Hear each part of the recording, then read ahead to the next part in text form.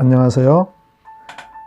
오늘 하나님이 우리에게 주시는 말씀은 로마서 1장 1절 말씀입니다. 예수 그리스도의 종 바울은 사도로 부르심을 받아 하나님의 복음을 위하여 택정함을 입었으니. 아멘. 오늘 본문에서는 바울이 자기를 예수 그리스도의 종 이렇게 소개하고 있습니다. 그래서 예수 그리스도, 종 바울, 이것에 대해서 오늘 좀 알아보려고 합니다. 예수 그리스도라는 말은 예수는 왕이다, 왕이신 예수님, 이런 뜻이죠. 그러니까 바울은 예수님을 자기의 왕으로 모신다는 뜻입니다. 왕은 우리를 다스리시고 우리를 통치하시고 우리를 선한 길로 인도하시는 분이죠. 우리의 삶 전체를 지배하는 존재입니다. 사실 사람들은요, 자기가 아무것도 매이지 않고 자유롭다고 말하지만 누구나 무엇인가 매여서 살아갑니다. 제가 며칠 전에 TV를 보다가 아이들 연습생 한 사람 이야기를 들었습니다. 이 사람은 SM 그 회사에서 연습생으로 있었는데 이 청년이 하루는 신기를 느낀 것입니다. 그 신기를 느껴서 자기 힘으로는 어쩔 수가 없어서 이제 무당 내림굿을 해서 무당이 된 거예요.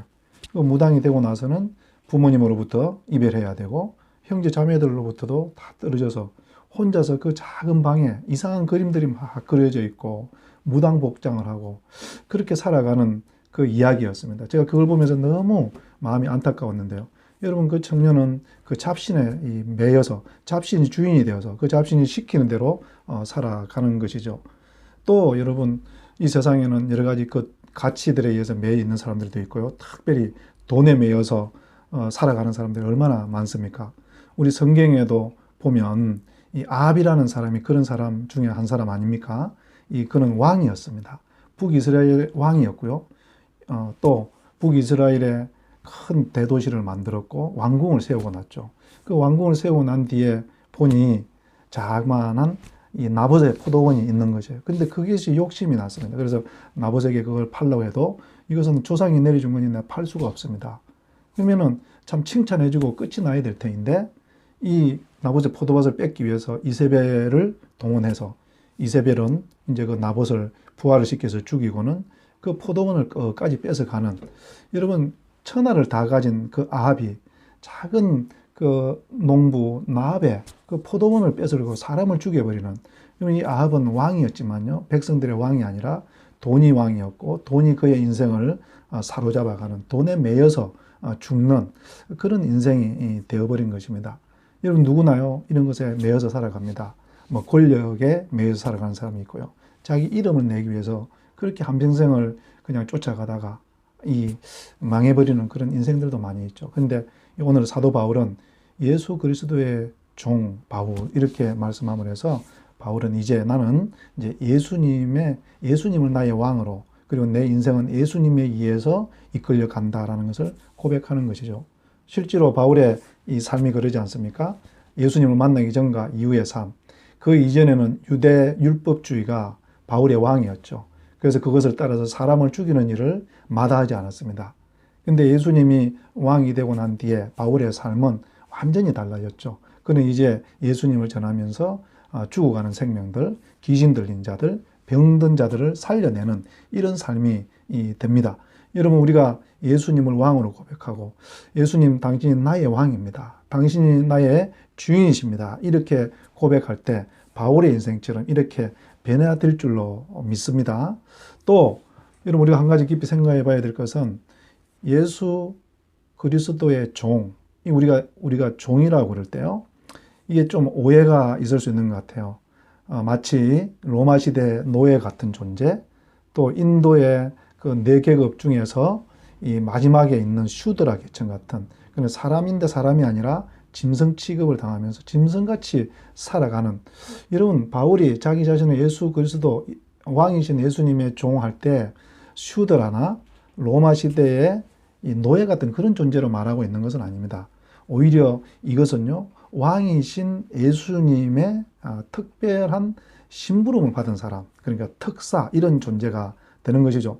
여러분, 드라마라든지 역사책을 읽어보면 그러지 않습니까? 조선시대 왕이 어떤 인물을 처단할 때 자기 주변에 있는 이 특별한 사람을 보내죠.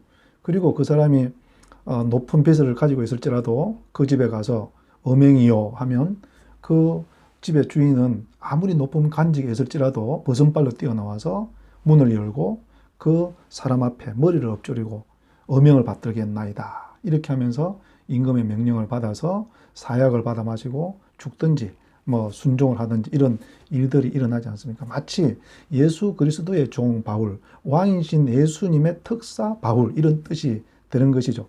그러니까 우리도 또 마찬가지입니다. 여러분 6절에 보면 로마서 1장 6절에 보면 너희도 예수 그리스도의 것이라.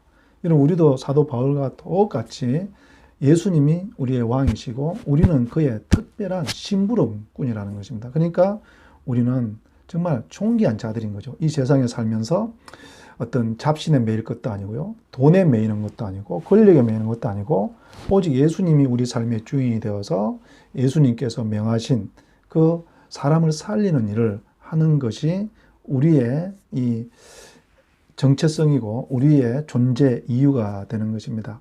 여러분 그러면 어떻게 사는 삶이 예수 그리스도의 종로서 잘 사는 것일까요?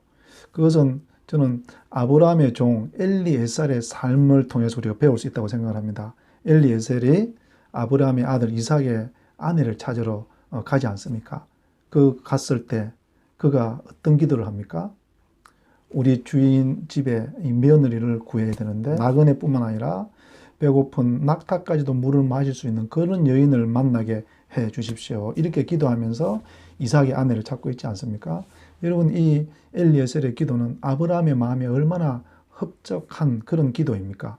그리고 이삭의 아내를 찾는데 얼마나 적당한 아내를 찾고 있는지 모르겠습니다. 여러분 우리도 이 땅에 살 때 하나님의 마음을 생각하면서 하나님의 마음에 맞는 그런 삶을 엘리에셀처럼 살아내기를 우리 주님의 이름으로 축복합니다. 기도하시겠습니다. 하나님 그렇습니다. 우리가 바울의 고백처럼 우리도 이 세상에 사는 동안에 나의 왕, 나의 주이신 예수님의 특별한 심부름을 받은 사람이라는 이 정체성을 잊지 않고 살게 하여 주시옵소서. 예수님 이름으로 기도드렸습니다. 아멘.